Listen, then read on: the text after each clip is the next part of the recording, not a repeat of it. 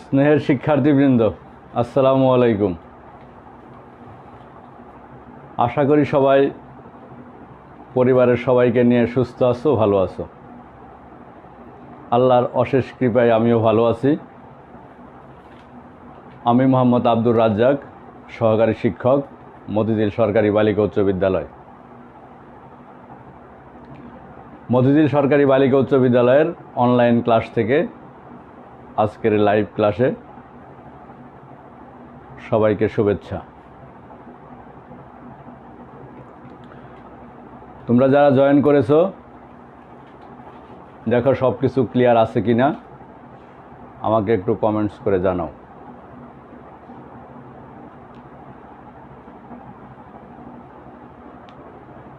যদি সব কিছু ক্লিয়ার থাকে, তোমরা যদি বোর্ড দেখতে পাও, তাহলে আমরা আলোচনায় যাব। আর আরেকটি বিষয়, আমরা প্রত্যেকেই নাম এবং রোল নাম্বার লিখে জয়েন করব। প্রত্যেকেই নাম এবং রোল নাম্বার লিখে জয়েন করব। প্রত্যেকেই নাম এবং রোল নাম্বার লিখে জয়েন করব। জি অনামিকা চৌধুরী, ফারজানা জান্নাত কাইয়ুম, প্রজ্ঞা লাবণী, রোল 46। তোমরা দ্রুত ক্লাসে জয়েন করো, তাহলে আমি আলোচনা শুরু করব। আশা করি সব কিছু ঠিক আছে। সব কিছু ঠিক কিনা আমাকে একজন হলেও অন্তত কমেন্ট করে জানাও।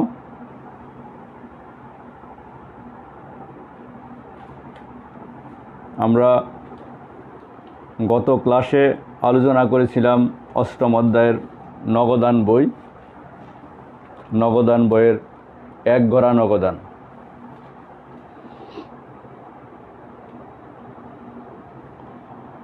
আজ আমরা নবম শ্রেণীর হিসাব বিজ্ঞান বিষয়ের নগদান বইয়ের দুই ঘরা নগদান নিয়ে আলোচনা করব। গত ক্লাসে আমাদের আলোচনার বিষয় ছিল এক গড়া নগদান বই। আমরা আজকে আলোচনা করব দু ঘরা নগদান বই। আমরা গত ক্লাসেই বলেছি নগদান বই কি, নগদান বইয়ের বৈশিষ্ট্য। এক গড়া নগদান বই কি, এক গড়া নগদান বইয়ে কোন কোন লেনদেন লিপিবদ্ধ হবে। আজকে আমরা জানব দু ঘরা নগদান বই কি। দু ঘরা নগদান বই হলো যে নগদান বইয়ের একজন ব্যবসায়ী তার ব্যবসা প্রতিষ্ঠানের নগদ এবং ব্যাংক সংক্রান্ত বা চেক সংক্রান্ত লেনদেনগুলো লিপিবদ্ধ করবে, তাকে বলবো আমরা দু ঘরা নগদান বই। কি বলছি? নগদ এবং চেক সংক্রান্ত লেনদেন যে বইতে লিপিবদ্ধ করবে তাকে বলবো আমরা দু ঘরা নগদান বই। তাহলে একটা ব্যবসা প্রতিষ্ঠানের আকার এবং আয়তনের উপর নির্ভর করে সেই ব্যবসায়ী কোন নগদান বই সংরক্ষণ করবেন, এক ঘরা, দু ঘরা না তিন ঘরা। এক ঘরা নগদান বই সাধারণত ক্ষুদ্র ব্যবসায়ী যাদের অধিকাংশ লেনদেনই নগদে সম্পন্ন হয়, চেক বা ব্যাংকের মাধ্যমে খুব একটা লেনদেন সম্পন্ন হয় না, ওই সমস্ত ব্যবসায়ীরা এক ঘরা নগদান বই লিপিবদ্ধ করে থাকে। অর্থাৎ তাদের লেনদেনগুলোকে এক ঘরা নগদান বইতে লিপিবদ্ধ করে থাকে।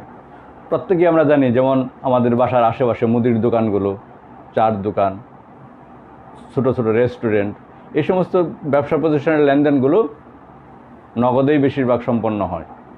কাজেই তারা এক ঘরা নগদান বই সম্পন্ন করলেই তাদের হিসাব সংরক্ষিত হয়ে যায়। কিন্তু ব্যবসায়ের আকার এবং আয়তন যখন বড় হয়ে যায়, তখন তারা চেক সংক্রান্ত এবং ব্যাংক সংক্রান্ত কিছু লেনদেন ব্যবসা প্রতিষ্ঠানে হয়ে থাকে। ওই সমস্ত চেক এবং ব্যাংক সংক্রান্ত লেনদেনগুলোকে আমরা এক ঘরা নগদান বইতে লিপিবদ্ধ করতে পারি না। এখন ব্যাংকিং ব্যবস্থার উন্নতির সাথে সাথে শুধু চেক এবং ব্যাংকের মাধ্যমে সরাসরি লেনদেন হয় তা না, কার্ডের মাধ্যমেও লেনদেন হয়, যেমন ডেবিট কার্ড, ক্রেডিট কার্ড, এই কার্ডের মাধ্যমেও লেনদেন হয়। আমরা শপিং মলগুলোতে যদি যাই তাহলে এরকম পণ্য কেনার পর আমাদের কার্ড পাঞ্চ করে তারা তাদের পাওনা নিয়ে নেয়। তাহলে এগুলো লিপিবদ্ধ করতে হয় দুঘরা নগদান বইতে, কারণ কার্ডের মাধ্যমে যে লেনদেনগুলো হয় তা আমাদের ব্যাংক সংক্রান্ত লেনদেন। তাহলে এই ব্যাংক সংক্রান্ত লেনদেনগুলো লিপিবদ্ধ করার জন্য নগদের পাশাপাশি ব্যাংকের কলামেও আমাদের হিসাব রাখতে হয়। তাহলে যদি আমরা এক কথায় বলি যে নগদান বইতে ডেবিট পার্শ্বে 2টি টাকার গড় নগদ এবং ব্যাংক, এবং ক্রেডিট পার্শ্বে 2টি টাকার গড় নগদ এবং ব্যাংক, 2টি টাকার গড় থাকে, ওই সমস্ত নগদান বইকে বলবো দুঘরা নগদান বই। তাহলে দুঘরা নগদান বই লিপিবদ্ধ করতে গেলে আমাদের ব্যাংক সংক্রান্ত লেনদেনগুলো কী ধরনের হতে পারে তা আমরা যদি এখানে একটু দেখে নিই। দেখে নিই।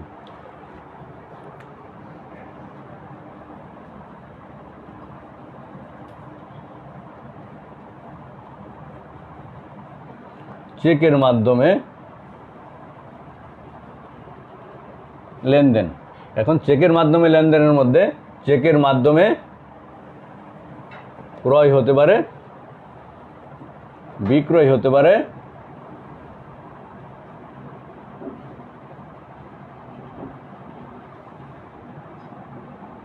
খরচ পরিশোধ, আয় প্রাপ্তি আদায়, এগুলো যে কোনো কিছু হতে পারে। তাহলে চেকের মাধ্যমে যখন এই সমস্ত লেনদেনগুলো সম্পন্ন হবে, চেকের মাধ্যমে যখন ক্রয় বিক্রয়, খরচ পরিশোধ, প্রাপ্তি আদায় ইত্যাদি লিপিবদ্ধ হবে, তখন ওই লেনদেনকে বলবো আমরা ব্যাংক সংক্রান্ত লেনদেন। ওই লেনদেন আমরা দুঘরা নগদান বইয়ের ব্যাংকের কলামে লিপিবদ্ধ করব। এছাড়াও একঘরা নগদান বইতে আরেকটি লেনদেন আমরা, যেমন ব্যাংকে জমা,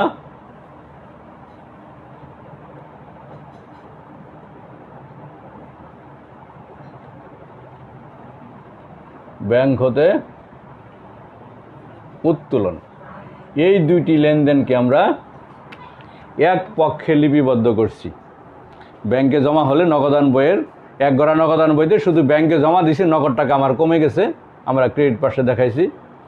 ব্যাংক হতে উত্তোলনের ক্ষেত্রে শুধু আমার নগদ টাকা বেড়ে গেছে, যেহেতু নগদের কলামে একটি, তাহলে শুধু আমরা ডেবিট পাশে নগদের কলামে দেখাইছি। কিন্তু দুঘরা নগদান বইতে ব্যাংকে জমা এবং ব্যাংক হতে উত্তোলন এই 2টি লেনদেনকে কন্ট্রা দাখিলা বা বিপরীত দাখিলা বলা হয়। অর্থাৎ এগুলো ডেবিট পার্শ্বেও যাবে দুঘরা নগদান বইয়ের, ক্রেডিট পার্শ্বেও যাবে। তাহলে আমরা কিভাবে এটাকে চিহ্নিত করতে পারি? ব্যাংকে জমা, তাহলে ব্যাংকে জমা এটাকে যদি আমি জাবেদা দাখিলা করি বা ডেবিট ক্রেডিট করি, তাহলে ব্যাংকে যখন জমা দেব আমার ব্যাংকের টাকা বাড়বে। তাহলে ব্যাংক হিসাব ডেবিট,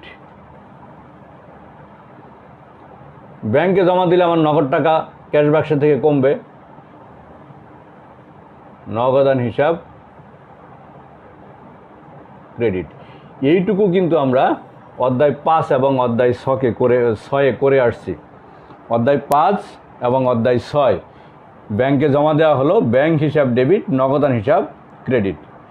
তাহলে দুঘরা নগদান বইতে যে সমস্ত লেনদেনগুলোর এরকম জাবেদা দাখিলা বা ডেবিট ক্রেডিট করলে ডেবিটে ব্যাংক, ক্রেডিটে নগদান, অথবা ডেবিটে নগদান, ক্রেডিটে ব্যাংক, অর্থাৎ ডেবিট এবং ক্রেডিট উভয় পাশেই নগদ এবং ব্যাংক থাকবে, ওই সমস্ত লেনদেনগুলো দুঘরা নগদান বইয়ের উভয় দিকেই যাবে।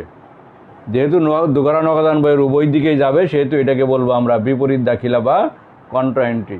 এগুলোকে হিসাবভুক্ত করার সময় এই লেনদেনের পাশে, অর্থাৎ প্রাপ্তি এবং প্রদানের ঘরে ওই হিসাবের পাশে ক বা সি লিখে আমরা চিহ্নিত করব। তার মানে ক এবং সি লেখা থাকলেই বুঝবো যে আমাদের ওই লেনদেনটি কন্ট্রা এন্ট্রি, অর্থাৎ এটা হিসাবের দুঘরা নগদান বইয়ের উভয় দিকেই হিসাবভুক্ত হবে।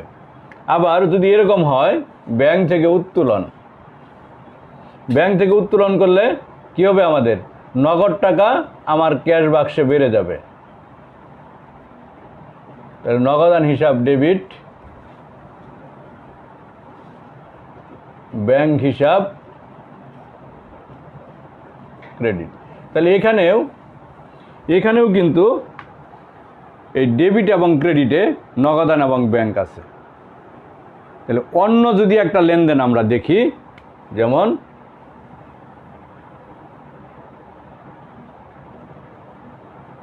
চেক দ্বারা ক্রয়, এটার যদি আমরা জাবেদা করি বা ডেবিট ক্রেডিট করি, তাহলে ক্রয় হিসাব ডেবিট, আর চেক মানেই ব্যাংক, ব্যাংক হিসাব ক্রেডিট। এইখানে ডেবিট এবং ক্রেডিট একটা পার্শ্বে শুধু ব্যাংক হিসাব আছে, যে কোনো এক পার্শ্বে ব্যাংক হিসাব আছে। তার মানে ব্যাংক হিসাব যদি ক্রেডিটে থাকে নগদান বইয়ের ক্রেডিটে যাবে, ব্যাংক হিসাব যদি ডেবিটে থাকে তাহলে নগদান বইয়ের ডেবিট পার্শ্বে যাবে। এখানে যেমন ডেবিট এবং ক্রেডিট উভয় পার্শ্বেই ব্যাংক এবং নগদান আছে, এখানে কিন্তু উভয় পার্শ্বেই ব্যাংক এবং নগদান নাই। এখানে এক পার্শ্বে ক্রয় হিসাব, আরেক পার্শ্বে অর্থাৎ ডেবিট পার্শ্বে ক্রয় হিসাব, ক্রেডিট পার্শ্বে ব্যাংক হিসাব। সুতরাং এটা একদিকে যাবে, নগদান বইয়ের একদিকে যাবে। যদি দুই দিকেই এরকম নগদ এবং ব্যাংক থাকে তাহলে ওই লেনদেনগুলো কি করব? নগদান বইয়ের দুই দিকেই আমরা লিপিবদ্ধ করব। আর যে সমস্ত লেনদেনগুলো এরকম ডেবিট এবং ক্রেডিট করলে একদিকে নগদ বা ব্যাংক থাকবে, তা নগদান বইয়ের একদিকেই হিসাবভুক্ত হবে।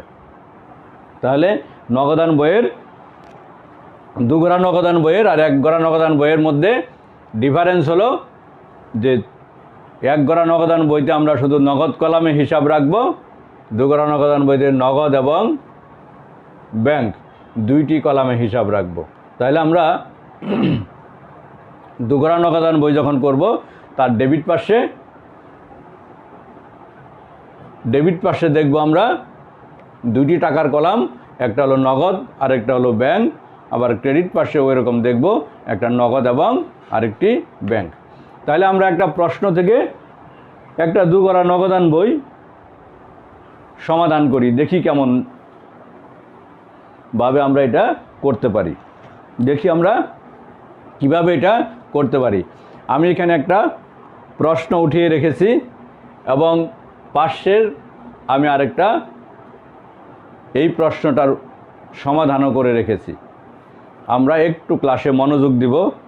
আমার বিশ্বাস যদি আমরা মনোযোগ দিয়ে ক্লাসটা অংশগ্রহণ করি তাহলে দুগড়া নগদান বই এমন কঠিন কোনো বিষয় না, আমরা সহজে এটা আয়ত্ত করতে পারবো। তাহলে প্রশ্ন দেখব এবং সেই প্রশ্ন থেকে আমরা একটা সমাধানও করব। প্রশ্নে লেখা আছে ফাহিম ট্রেডার্সের দুঘরা নগদান বই। উদ্দীপক, আমাদের হিসাব বিজ্ঞানের উদ্দীপক মানেই কিছু লেনদেন দেওয়া থাকে, কিছু লেনদেন। তাহলে 1 তারিখে বলা আছে কি? তাহলে একজন ব্যবসা প্রতিষ্ঠানের মালিক বা হিসাবরক্ষক যাই বলি, যিনি হিসাব সংরক্ষণ করেন, তিনি প্রতি মাসেই একটি নগদান বই সম্পন্ন করেন। তাহলে গত মাসের অর্থাৎ চলতি মাসের যে নগদের ব্যালেন্সটা থেকে যায়, অর্থাৎ আয় এবং ব্যয় থেকে যে উদ্বৃত্ত থেকে যায়, আমরা এক ঘরা নগদান বই দেখেছি ব্যালেন্স বিডি। পরের মাসে সেটা দিয়েই আমরা ব্যালেন্স শুরু করি। আবার পরের মাসে সেই লেনদেন দিয়েই, সেই ব্যালেন্স দিয়েই, সেই উদ্বৃত্ত দিয়েই, সেই হাতে নগদ দিয়েই বা সেই ব্যাংক জমা নিয়েই আমরা পরের মাসে লেনদেনটা আবার প্রথম শুরু করি। তার মানে এখানে দেখো মেয়ের এক হাতে নগদ 30,000 টাকা, ব্যাংক উদ্বৃত্ত 40,000 টাকা। তাহলে এটা পেলাম কোথায়? এটা আমরা কোথায় পেলাম? তার মানে মে মাসের আগে হলো এপ্রিল মাস। এপ্রিল মাসের হিসাব শেষে মে মাসের 1 তারিখে আমরা ব্যালেন্স বিডি লিখছিলাম। এপ্রিল মাসের মাস শেষে আমরা যখন ব্যালেন্স বিডি লিখছি তখন লিখছিলাম আমরা ব্যালেন্স বিডি নগদের ঘরে 30,000, ব্যাংকের ঘরে 40,000, এরকম করে লিখছিলাম। অর্থাৎ ওই লেনদেনটাই এপ্রিল মাসের এই উদ্বৃত্তটাই বা এই ব্যালেন্সটাই আমার মে মাসের 1 তারিখে আমার হিসাবে চলে আসলো। তারপর আমার মে মাসের অন্যান্য যে লেনদেনগুলো আছে এই লেনদেনগুলো আমরা ডেবিট এবং ক্রেডিটে হিসাবভুক্ত করব। তারপর আমরা ব্যালেন্স সিডি এবং ব্যালেন্স বিডি নির্ণয় করব। তাহলে প্রথমেই দেখি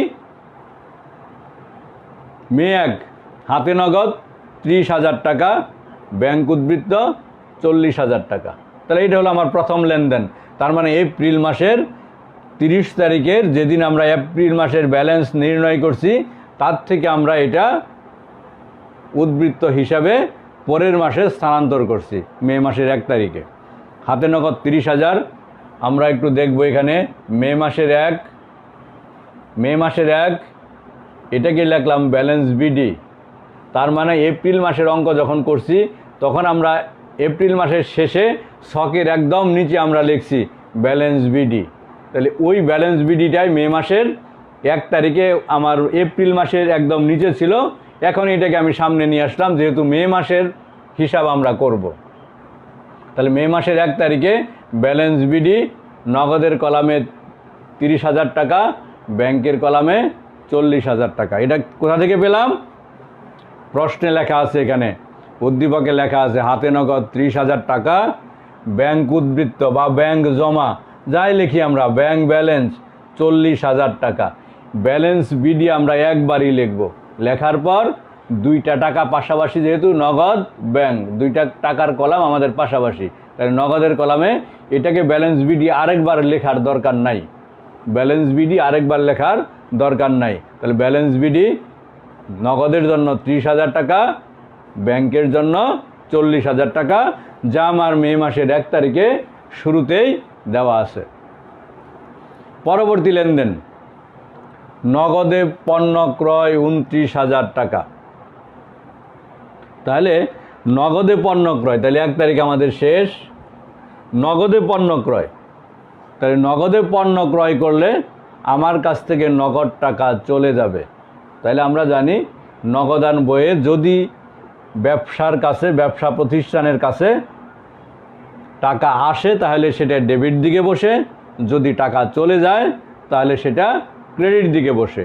যদি এটাকে আমরা এইভাবেও চিন্তা করতে পারি, এইভাবেও আমরা চিন্তা করতে পারি, যদি কেউ আমরা এইভাবে চিন্তা করি যে নগদে পণ্য ক্রয়, যদি এটা ডেবিট ক্রেডিট করি আমরা, ক্রয় হিসাব ডেবিট, নগদে পণ্য ক্রয়, নগদ টাকা আমার কাছ থেকে গেছে, নগদান হিসাব ক্রেডিট। আমি এইভাবেও চিন্তা করতে পারি। তাহলে কি দাঁড়ালো? নগদে পণ্য ক্রয়, ক্রয় হিসাব ডেবিট, নগদান হিসাব ক্রেডিট। তাহলে আমরা জানি কোনো জাবেদা দাখিলায় বা ডেবিট ক্রেডিটে নগদান হিসাব করতেছি আমরা, নগদান হিসাব ডেবিট থাকলে টাকা ডেবিটে বসবে, নগদান হিসাব ক্রেডিট থাকলে টাকা ক্রেডিটে বসবে। কি বলছি? আমরা জাবেদা দাখিলায় যখন দেখব বা ডেবিট ক্রেডিটে দেখব যে নগদান হিসাব যেহেতু আমি করতেছি, নগদান হিসাব ডেবিট থাকলে টাকা ডেবিটে বসাবো, নগদান হিসাব ক্রেডিট থাকলে টাকা ক্রেডিটে বসাবো। লিখব কি? বিপরীত হিসাবের নাম। তাহলে নগদান হিসাবের বিপরীতে আছে আমার কি? ক্রয় হিসাব। নগদান হিসাব ক্রেডিট, আমি লিখব ক্রেডিট দিকে। কি লিখব? ক্রয় হিসাব। এই দেখো 3 তারিখ, এই 3 তারিখ ক্রয় হিসাব 29,000 টাকা, ক্রয় হিসাব 29,000 টাকা। তাহলে আমরা এখানে প্রশ্ন নগদে পণ্য ক্রয় 29,000 টাকা, এটাকে লিখলাম আমরা 3 তারিখ ক্রয় হিসাব 29,000 টাকা। কেন ক্রেডিটে লিখলাম? আমরা দুইভাবে চিন্তা করতে পারি। এক, পণ্য ক্রয় করার কারণে আমার কাছ থেকে অর্থাৎ ব্যবসায়ীর কাছ থেকে নগদ টাকা চলে গেছে, সেহেতু নগদান বইয়ের আমরা জানি ক্রেডিট পাশ মানে খরচ বা প্রদান, ডেবিট পার্শ্ব মানে প্রাপ্তি।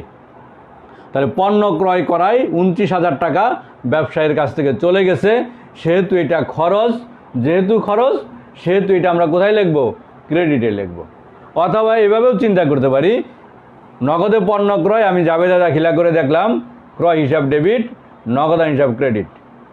তাহলে যেহেতু নগদান হিসাব ক্রেডিট, আমি নগদান বইয়ের ক্রেডিট দিকে লিখব। তাহলে কি লিখব তখন? ক্রয় হিসাব লিখব। এই তাহলে এইটুকু ক্লিয়ার কিনা, এখানে কারো কোনো প্রশ্ন আছে কিনা? যদি কারো কোনো প্রশ্ন থাকে এইটুকু বুঝতে, তাহলে একটু কমেন্ট করো, আমি তার উত্তর দিব। দেখি যদি কারো কোনো প্রশ্ন থাকে এইটুকুর মধ্যে, তাহলে আমি কি করব? তার উত্তর দিব।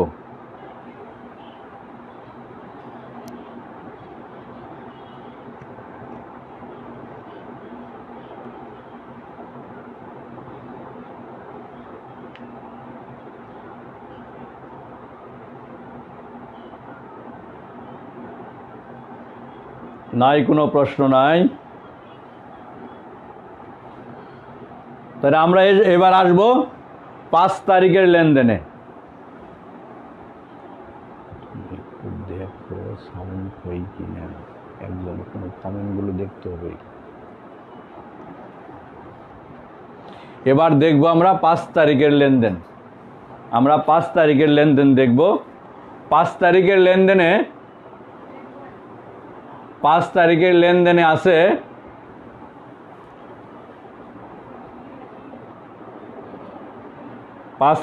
লেনদেনে আছে নগদ বিক্রয়, অর্থাৎ পণ্য বিক্রয় 35,000 টাকা।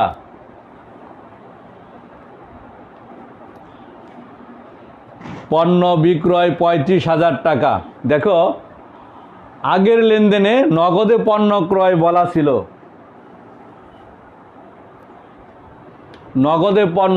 বলা ছিল, এখানে নগদ কথাটা উল্লেখ করা ছিল। এখানে শুধু বলা আছে পণ্য বিক্রয়, মাধ্যম বলা নাই, নগদ, চেক না কিভাবে কিছু বলা নাই। আমরা জানি, আমরা ষষ্ঠ অধ্যায়েও পড়ে আসছি, যে সমস্ত লেনদেনে মাধ্যম অর্থাৎ নগদে না চেকে না বাকিতে কোনো কিছু উল্লেখ না থাকবে, ধরে নিব সেই লেনদেনটি নগদ লেনদেন। আবারও বলি, যখন কোনো লেনদেনে নগদ, চেক, ব্যাংক, বাকি এরকম কিছুই উল্লেখ না থাকবে, তখন ধরে নিব ওই লেনদেনটি নগদ লেনদেন। তাহলে 5 তারিখে বলা আছে পণ্য বিক্রয়, কিভাবে? আগের লেনদেনে বলা আছে নগদে পণ্য ক্রয়, এখানে বলা আছে শুধু পণ্য বিক্রয়, কিভাবে? মনে এই প্রশ্ন যখন আসবে তখন আমি ধরে নিব সেই বিক্রয়টা আমার কি, সেই লেনদেনটা নগদে। তাহলে পণ্য বিক্রয় যদি নগদে হয়, তাহলে যদি আমি এটার ডেবিট ক্রেডিট করি, নগদান ডেবিট, বিক্রয় ক্রেডিট, তাহলে আমি আগেও বলছি আবারও বলি, এখানে নগদান হিসাব ডেবিট, তাহলে এই লেনদেনটা নগদান বইয়ের, দুগরা নগদান বইয়ের ডেবিট দিকে বসবে। আগের লেনদেন নগদান হিসাব ছিল ক্রেডিট, দুগরা নগদান বইয়ের ক্রেডিট দিকে বসছে লেনদেনটি। এই লেনদেনটি নগদান হিসাব ডেবিট, সেহেতু এই লেনদেনটি দুগরা নগদান বইতে বসবে কোথায়? ডেবিট। তাহলে আমরা দেখি একটু 5 তারিখের লেনদেন। 5 তারিখ বিক্রয় হিসাব কেন ডেবিটে লিখলাম? দুইভাবে চিন্তা করতে পারি, যে পণ্য বিক্রয় করলে আমার কাছে টাকা আসে, আমি পণ্য বিক্রয় করলে আমার কাছে টাকা আসবে, অথবা আমি পণ্য বিক্রয়ের যদি জাবেদা দাখিলা করি নগদান হিসাব ডেবিট, বিক্রয় হিসাব ক্রেডিট। যেহেতু নগদান হিসাব ডেবিটে আছে, সেহেতু আমি নগদান বইয়ের ডেবিট দিকে টাকা লিখব বিপরীত হিসাবের নাম লিখে, অর্থাৎ নগদান বিক্রয়, বিক্রয় হিসাব লিখে এই 35,000 টাকা। আমরা যদি প্রশ্নে দেখি,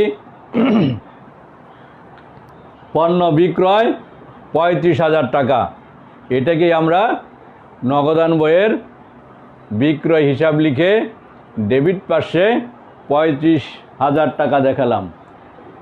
35,000 টাকা দেখালাম। আমরা যদি একটু ভালো করে খেয়াল করি, তাহলে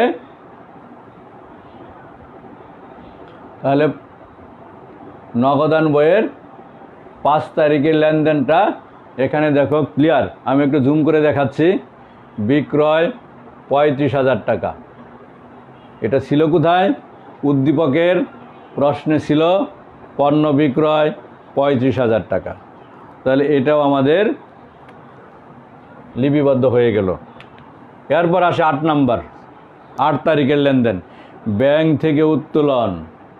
আমি শুরুতেই বলে নিয়েছিলাম ব্যাংক থেকে উত্তোলন এবং ব্যাংকে জমা, এই দুইটি লেনদেনকে বলবো আমরা কন্ট্রা এন্ট্রি বা বিপরীত দাখিলা। ব্যাংক থেকে উত্তোলন, ব্যাংকে জমা, দুইটা লেনদেনকে বলছিলাম বিপরীত দাখিলা। তাহলে ব্যাংক থেকে উত্তোলন, তাহলে ব্যাংক থেকে উত্তোলন হলে কি হয় আমরা যদি এখানে দেখি, আমি শুরুতে যা দেখাচ্ছিলাম, ব্যাংক হতে উত্তোলন, নগদান হিসাব ডেবিট, ব্যাংক হিসাব ক্রেডিট। তাহলে ডেবিটে আসে নগদান, ক্রেডিটে আসে কি ব্যাংক। আমরা লেখার সময় বিপরীত হিসাব লিখি। তাহলে ডেবিট দিকে আমি যদি বাস্তবে চিন্তা করি, ব্যাংক থেকে উত্তোলন, আমি ব্যাংক থেকে টাকা উত্তোলন করছি, তাহলে আমার ক্যাশ বাক্সে টাকা আসছে। ব্যাংক থেকে উত্তোলন, আমার ক্যাশ বাক্সে টাকা আসছে, ব্যাংকের টাকা কমছে। তাহলে যেহেতু নগদান হিসাব ডেবিট দিকে আছে, আমি ডেবিট দিকে নগদের ঘরে টাকা লিখব। ক্রেডিট দিকে ব্যাংক কলাম আছে, ক্রেডিট দিকে ব্যাংকের কলামে টাকা লিখব। ক্রেডিট দিকে ব্যাংকের কলামে টাকা লিখব। তাহলে আমরা দেখি এখন 8 তারিখ। 8 তারিখ ব্যাংক থেকে উত্তোলন।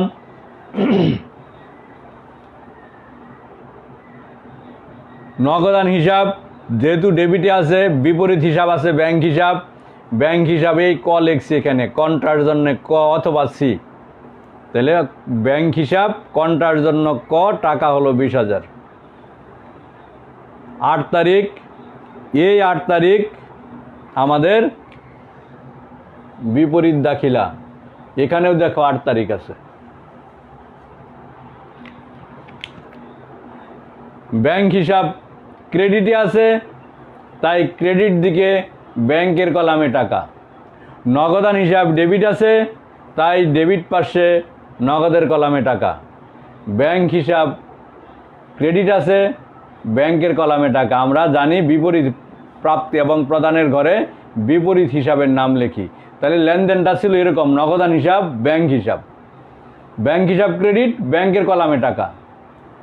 ব্যাংকের বিপরীতে ছিল নগদান হিসাব, তাই এখানে লিখলাম আমি নগদান হিসাব। তাহলে 8 তারিখের লেনদেন ক্লিয়ার। তাহলে আমাদের 8 তারিখের কি করলাম, 8 তারিখে ব্যাংকের কলামে, 8 তারিখে ব্যাংকের কলামে লিখলাম কত টাকা। আমি একটু জুম করে দেখাই। নগদান হিসাব, নগদান হিসাব এখানে কন্ট্রা এই 20,000 টাকা, কারণ ব্যাংক থেকে উত্তোলন করছি, ব্যাংকের টাকা আমার কমে গেছে।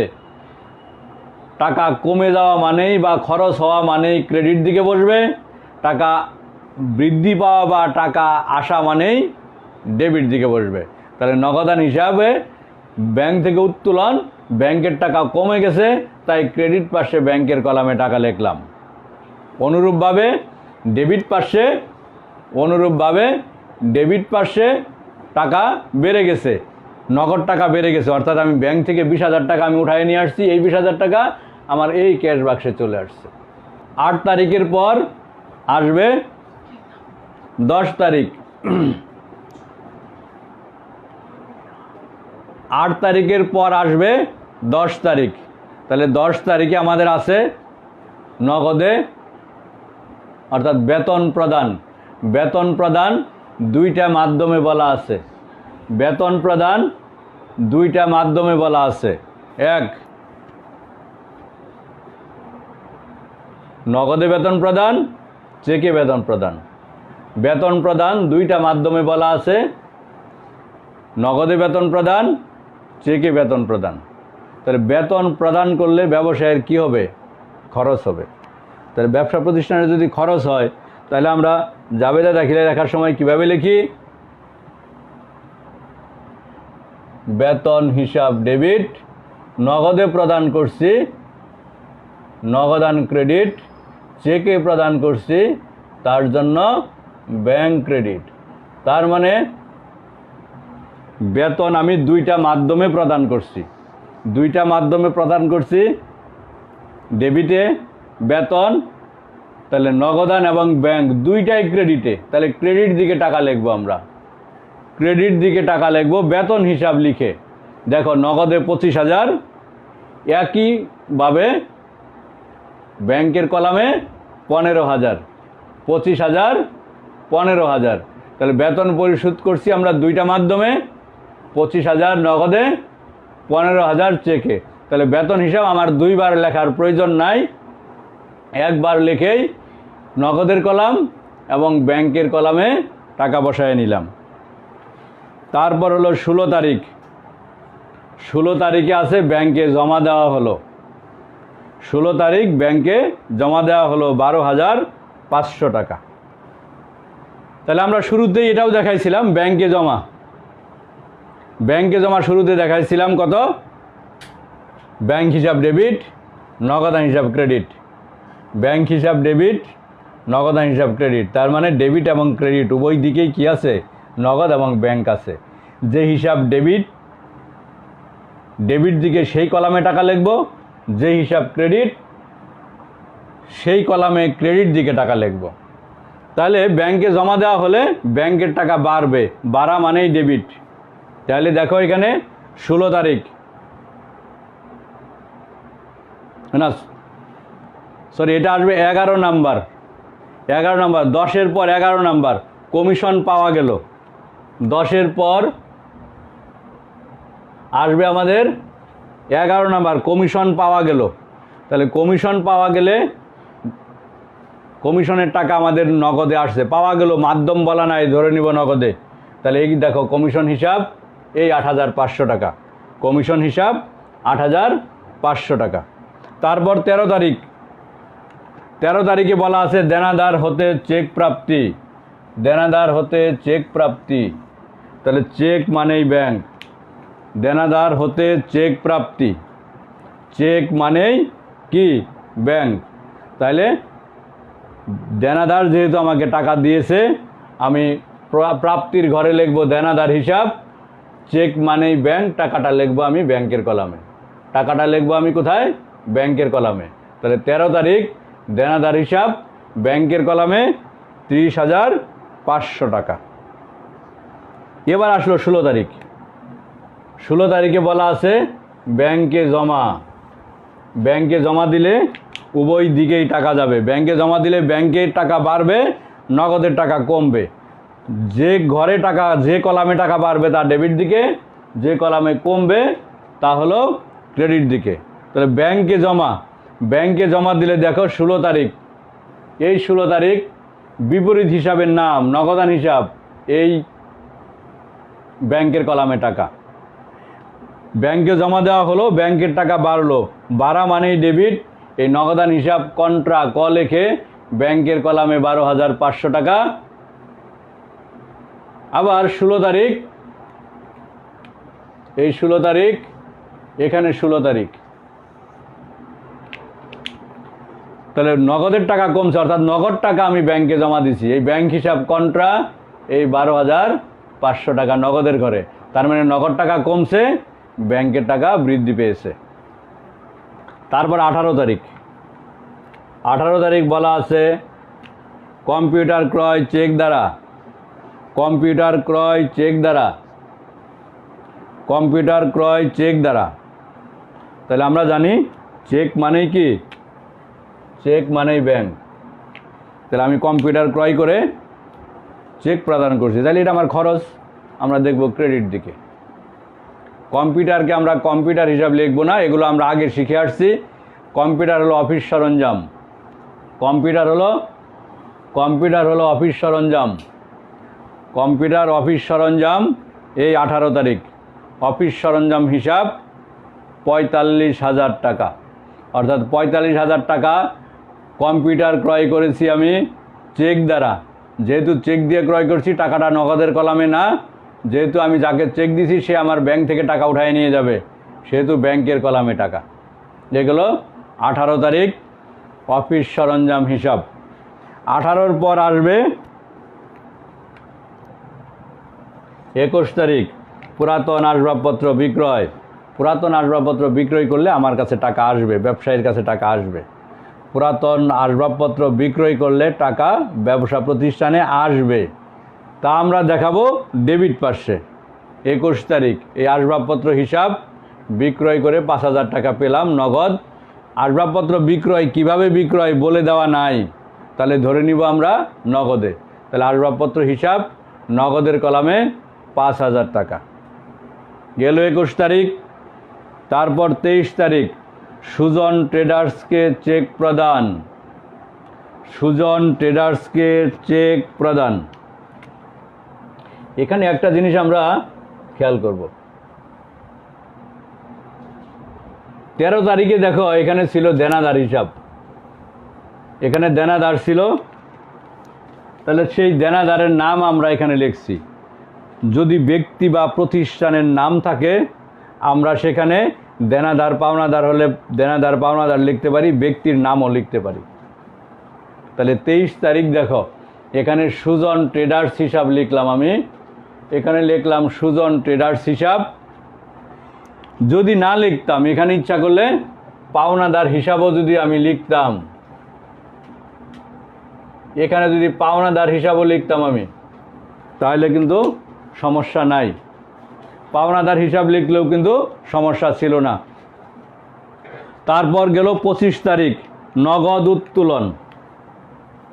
এখন এই নগদ উত্তোলন একমাত্র মালিক করতে পারে ব্যবসা থেকে, নগদ উত্তোলন একমাত্র মালিক করতে পারে ব্যবসা থেকে।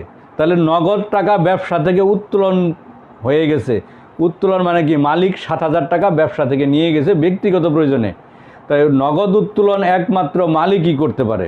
এখানে আর কিছু উল্লেখ না থাকুক, মালিকের প্রয়োজনে ব্যক্তিগত প্রয়োজনে এই কথা যদি বলা নাও থাকে, নগদ উত্তোলন হলে ধরে নিব কি সেই নগদ উত্তোলনটা মালিক কর্তৃক উত্তোলন।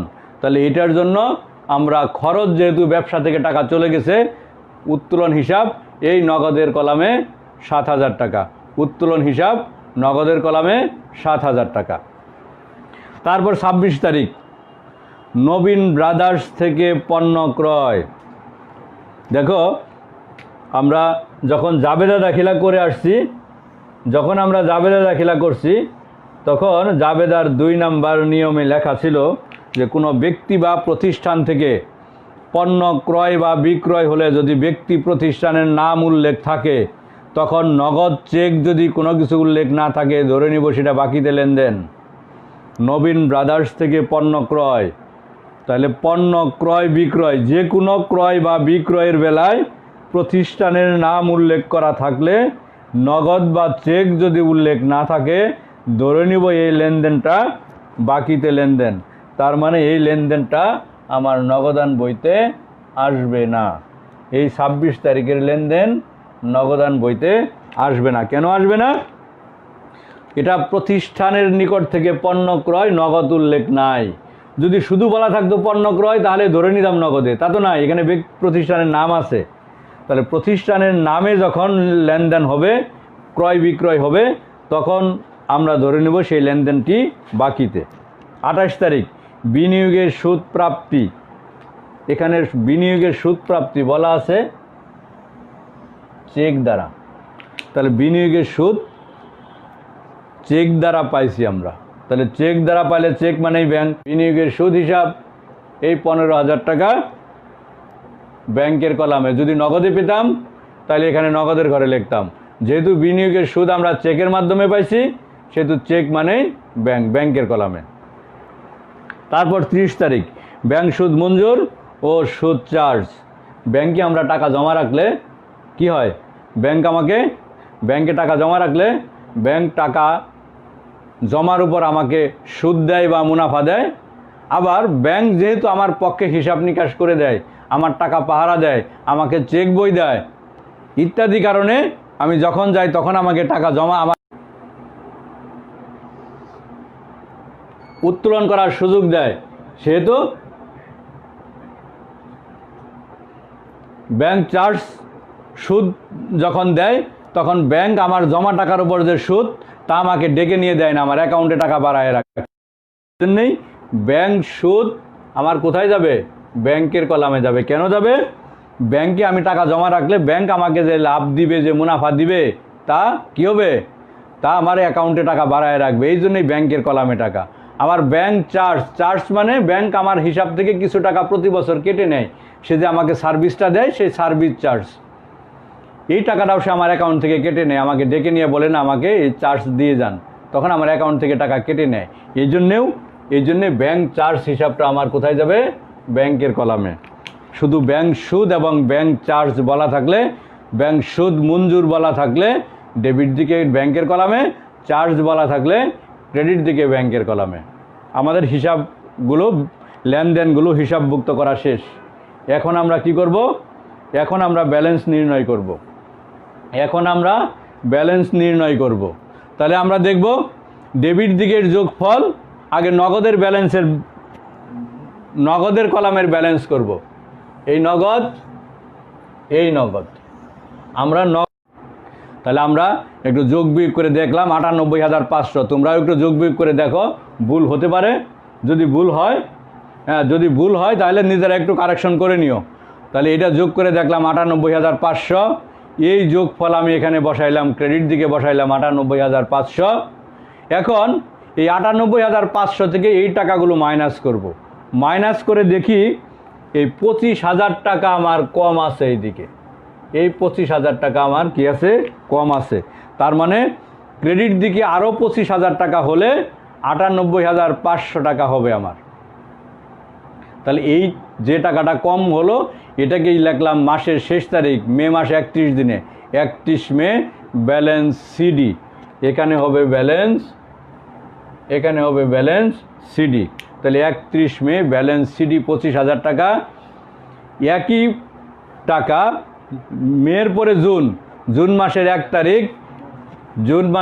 তারিখ, এখানে হবে ব্যালেন্স বিডি, এই 25,000 টাকা। তাহলে নগদের ব্যালেন্স আমার শেষ হলো। নগদের ডেবিট দিকের যোগফল ক্রেডিট দিকে বসালাম, ক্রেডিট দিকের টাকাগুলো এই যোগফল থেকে মাইনাস করলাম, করার পর দেখলাম আমার 25,000 টাকা এখানে কম।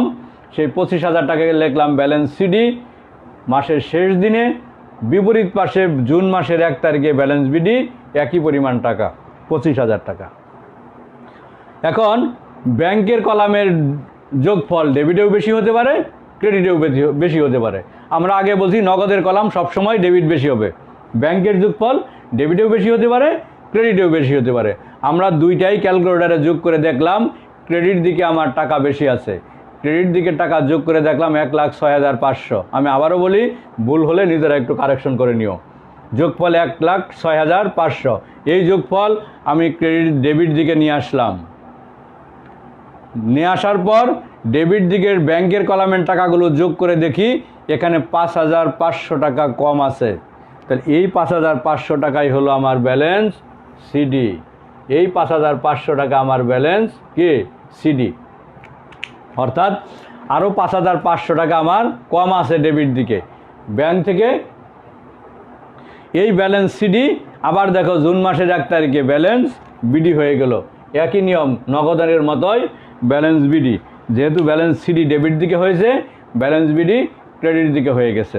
তাহলে আমাদের ডেবিট এবং ক্রেডিটের ব্যালেন্স আমরা নির্ণয় করলাম। এখন কারো কোনো প্রশ্ন আছে কিনা? প্রশ্ন থাকলে আমাকে একটু কমেন্ট করো। আমি তার উত্তর দিব। প্রশ্ন উত্তরের মাধ্যমেই আজকের ক্লাস শেষ হবে। আগামী ক্লাসে আমরা আবার 3 ঘোড়া নগদান করব। তারপরের ক্লাসে আমরা আবার নগদ প্রাপ্তি জাবেদা, প্রদান জাবেদা করব। যদি কারো কোনো প্রশ্ন থাকলে